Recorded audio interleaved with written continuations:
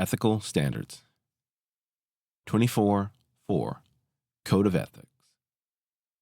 As a member of the USAF, you must practice the highest standards of conduct and integrity, not only in your job, but also in your relationships, personal financial dealings, and interactions with the civilian community. Whereas moral values describe what we hold to be right and wrong, ethics is the systematic reflection of these values, enabling us to live and act according to our beliefs. Although following the law is ethical, laws only tell us what we can and cannot do. Ethics, on the other hand, tells us what we should or shouldn't do. Thus, airmen must follow the law, but simply doing so is not enough. Airmen must also develop a code of ethics such that your behavior and motives do not create even the appearance of impropriety while providing a larger standard to live up to. Your commitment to integrity and excellence will lead the way for others to follow. Nonetheless, personal values such as happiness or stability, while almost always present, must not take precedence over USAF's ethical values. The key is to align ethical values with personal values and enhance the commitment we have made to the dedicated service of our nation. Our ethical code is prescribed in our core values, our oaths, the Airman's Creed, USAF instructions, profession of arms, and the Uniform Code of Military Justice. When faced with decisions related to mission, personal life, or the interests of peers, the choice can always be made with consideration for our ethical code. Principles and guidelines. Embedded in our code of ethics and driven by our competence and character are key guidelines that help clarify acceptable and unacceptable behavior, but also aspirational values about who we want to be. Principles and ethical guidelines can be used to help identify what right looks like and continue to fortify our USAF culture. Title V, CFR Part 2635, Standards of Ethical Conduct for Employees of the Executive Branch, establishes the basic ethical principles and guidelines that must be followed by every government employee. A few examples of ethical expectations outlined in the regulation are provided here. Public service is a public trust requiring employees to place loyalty to the Constitution, the laws, and ethical principles above private gain.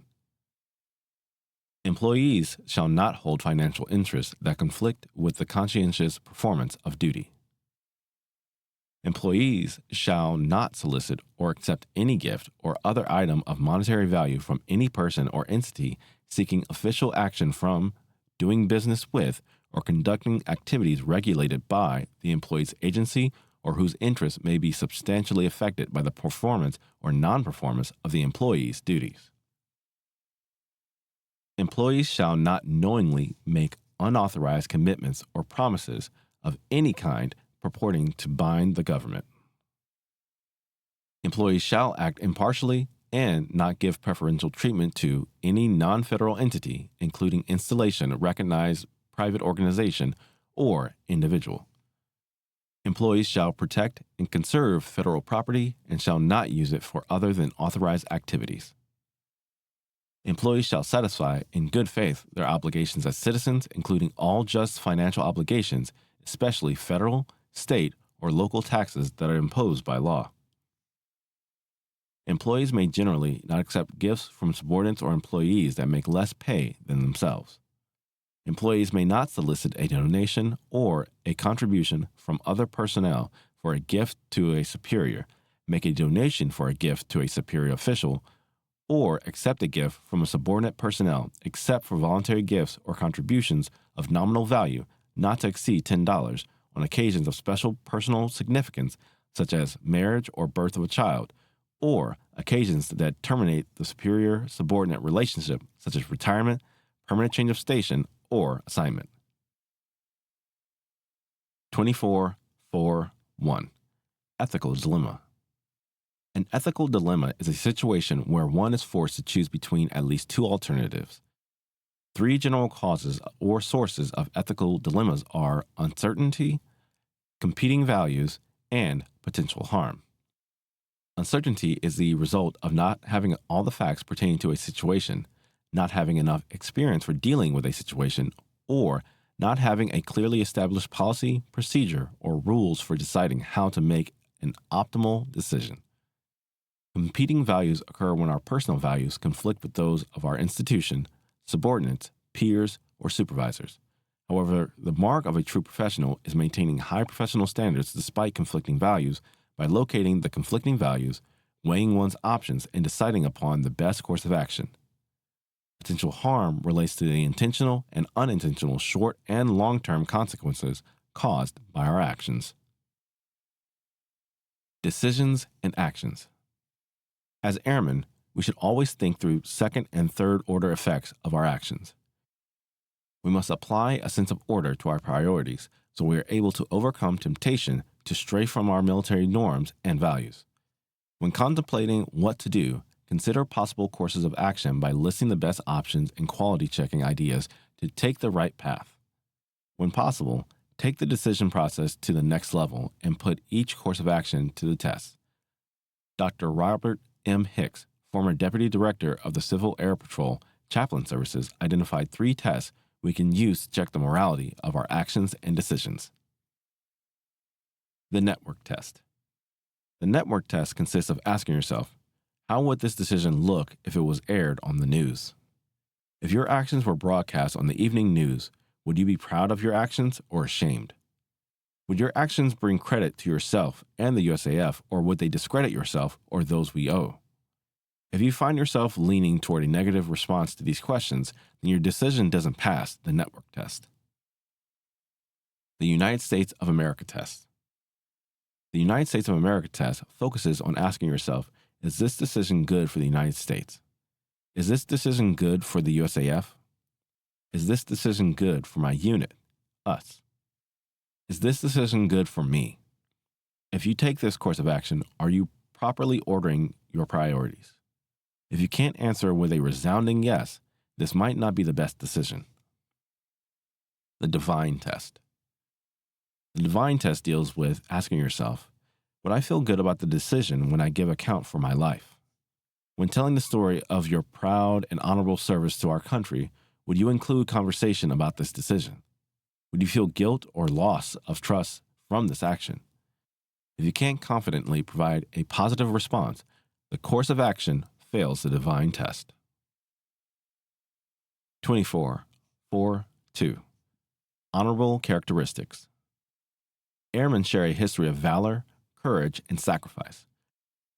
From the earliest days of air power to the heights of space, airmen have built an extraordinary heritage that forms the foundation for a boundless horizon. We are technology-focused, we embrace change, and through transformation and innovation, we ensure a viable USAF for the future. Always keep focus on demonstrating honorable service and commitment to the profession of arms. Through skills, knowledge, and experience developed in the USAF, listen to your internal compass while fostering the same in your peers. Remind yourself and your peers of the reason you do what you do. Declare the importance of serving for a higher cause, adhering to established ethical codes, and embracing a USAF culture steeped in honor and tradition. Rely on what you know is true and what is right. Be the airman who makes decisions and leads in a way you can be proud of.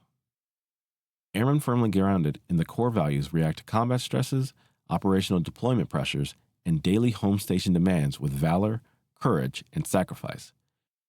While many acts of valor, courage, or sacrifice go unseen, they should be recognized not only as part of USAF culture, but also to illustrate that any airman may be called upon at any time to perform above and beyond in the profession of arms. Valor. Valor is the ability to face danger or hardship in a determined and resolute manner. Valor is commonly and rightly recognized as bravery, fearlessness, fortitude, gallantry, heart, and nerve. When acting with valor, one expresses the willingness to step outside the comfort zone to deal with unexpected situations. Such situations can help almost anywhere. In addition to demonstrating valor on the battlefield, an airman can exhibit valor when presented with unusual circumstances in the daily routine of life. Courage. Courage is about the ability to face fear, danger, or adversity. 3 types of courage are critical in the profession of arms: personal, physical, and moral. Personal courage is about doing what's right, even when risking one's career. Physical courage is the ability to overcome fears of bodily harm to get the job done or willingness to risk harm to yourself for someone else's sake in battle or the course of everyday life. Finally, moral courage is the ability to stand by the core values when moral courage may not be the popular thing to do. Integrity breeds courage when and where the behavior is most needed. More often than not, courage is manifested as an act of bravery on the battlefield when airmen face the challenges present in combat. Sacrifice. Sacrifice involves a willingness to give your time, comfort, or life to meet others' needs. Personal sacrifice occurs on many levels, but is commonly evident in the heroic actions of airmen in combat. Day-to-day deployed garrison activities also present opportunities to put others' needs before individual wants. Call to duty. Airmen are wingmen, leaders, and warriors with backgrounds and skills as diverse as our nation. When airmen's sons and daughters commit to service, the USAF takes on the charge to develop them into airmen. The USAF culture is one that embraces diversity and fiercely protects its foundational attributes. Over the next 30 years, the USAF's ability to continue to adapt and respond faster than our potential adversaries will depend on the flexibility and adaptability of our current and next generation airmen. We will recruit, develop, and retain exceptional airmen through strategies and programs designed to develop and care for our total force, strengthen the USAF culture, and leverage development opportunities that employ creative concepts across the force. When faced with the call to duty, we must remember that we are airmen. As airmen, we understand the price that is paid for freedom and the sacrifices that come from willing service to our country. We understand the meaning of belonging to the profession of arms. 24.5. The Airman's Creed. The Airman's Creed was presented to the USAF in 2007 by General T. Michael Mosley, 18th Air Force Chief of Staff. General Mosley introduced the creed as an aspect of one of his top priorities to reinvigorate the total force. The intent of the creed was to enhance the building of a warrior ethos among airmen and establish a coherent bond between the members of the USAF. The Airman's Creed. I am an American airman. I am a warrior. I have answered my nation's call. I am an American airman. My mission is to fly, fight, and win. I am faithful to a proud heritage, a tradition of honor, and a legacy of valor. I am an American airman, guardian of freedom and justice, my nation's sword and shield, its sentry and avenger. I defend my country with my life. I am an American airman, wingman, leader, warrior. I will never leave an airman behind, I will never falter, and I will not fail.